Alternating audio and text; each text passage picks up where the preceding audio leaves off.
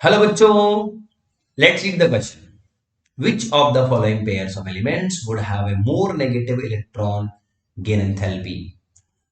First is oxygen and fluorine, and the second pair is fluorine and chlorine. So let's see कैसे हम इस electron की enthalpy के order को हम बता सकते हैं. पहला जो हमारे पास दिया हुआ है ऑक्सीजन एंड फ्लोरीन. तो बच्चों they belongs to the same period. तो इन अ पीरियड क्या होता है आपको पता होना चाहिए. जनरली जेड इफेक्टिव क्या होता है, इंक्रीज होता है. जेड इफेक्टिव इंक्रीज होता है और साइज डिक्रीज हो जाता है. ये बात हमें पता है. तो यहां पर हम देखें तो फ्लोरीन का साइज छोटा है और उसमें आउटर मोस्ट शेल के इलेक्ट्रॉन्स पर जो लगने वाला अट्रैक्शन फोर्स है वो ज्यादा है. तो जब इलेक्ट्रॉन ऐड किया जाएगा, क्योंकि इलेक्ट्रॉन की एंथैल्पी की बात कर रहे हैं, तो इलेक्ट्रॉन क्या किए जाएंगे, इनमें ऐड किए जाएंगे जिससे कि एनाइन बनेगा.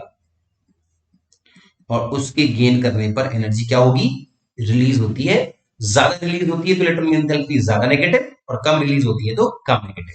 ऐसा होता है. तो फ्लोरीन में जेड इफेक्टिव ज्यादा है तो आने वाले इलेक्ट्रॉन को आसानी से हैंडल किया जा सकता है. ठीक है, क्योंकि उसमें अट्रैक्टिव फोर्सेस ज्यादा है, जेड इफेक्टिव ज्यादा है. So incoming electron can easily settled into fluorine as compare to oxygen.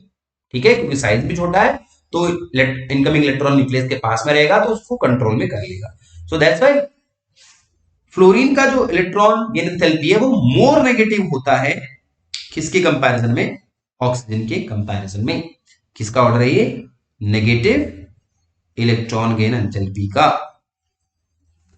तो ये हमें पता होना चाहिए पहली बात. तो हम इसको एक्सप्लेनेशन में क्या लिख सकते हैं, एक्सप्लेनेशन की जरूरत नहीं है वैसे क्वेश्चन में, लेकिन मैं आपको बता रहा हूं कि ऐसा क्यों हुआ. क्योंकि due to more Z effective on outermost shell electron,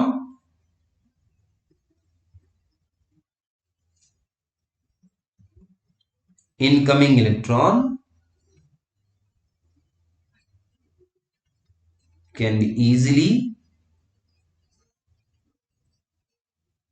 settled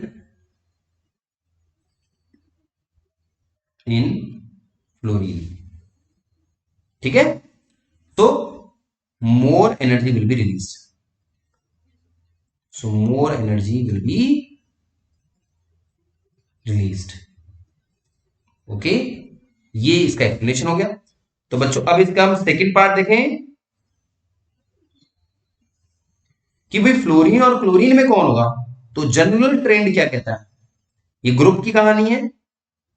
और ग्रुप की जो जनरल ट्रेंड है वो है कि इन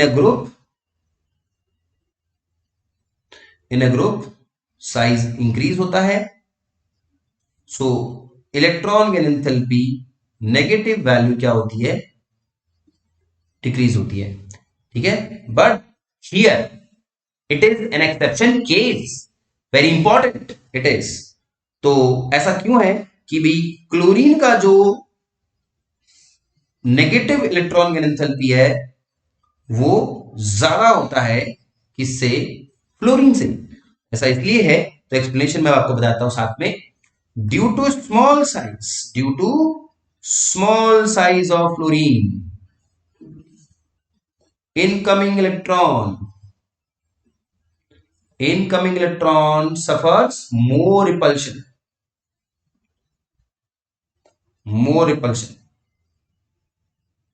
तो बच्चों होता क्या है कि आने वाला जो मेहमान है उसको फ्लोरीन का घर कुछ ज्यादा ही छोटा लगता है.